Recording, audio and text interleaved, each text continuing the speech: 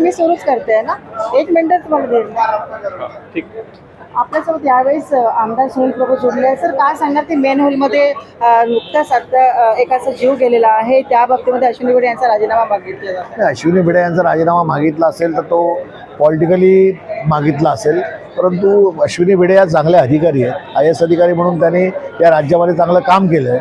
आत्ताच त्यांनी आयुक्त म्हणून पदभार स्वीकारला आहे. त्यांच्या कल्पकतेचा उपयोग जो आहे तो मुंबई शहराला होणार आहे. आता फक्त ज्या प्रशासकीय सेवेतील लुफॉल्स होते त्यामुळे आज मुंबई तुंबलेली आहे, किंवा एक झाड पडून एका छोट्या बाळाचा मृत्यू झाला आहे, किंवा मॅनहोलमध्ये एक माणूस जाऊन त्याचा मृत्यू झाला आहे, याच्या मागे खरे कोण आहेत हे शोधून काढून त्याची इन्क्वायरी करून त्याच्यावर कारवाई करावी. दंत जो हॉस्पिटल आहे तिथे खूप पाणी भरलेले आहे, थोडक्याच पावसामध्ये PWDच्या अधिकाऱ्यांनी जे काम केलं, त्यांचा सल्लागार असेल, आर्किटेक्ट असेल, त्यांनी या सगळ्या गोष्टी बघायला हव्या होत्या आणि त्या बघितल्या नाही, त्या त्रुटी राहिल्या. म्हणूनच या सगळ्या दंतविद्येला पाणी भरलं.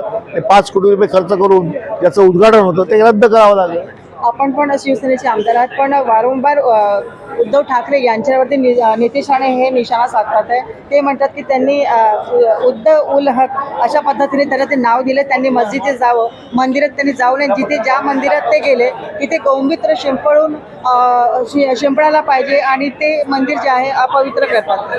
नितेश राणे काय बोलतात तिकडे मी लक्ष देत नाही.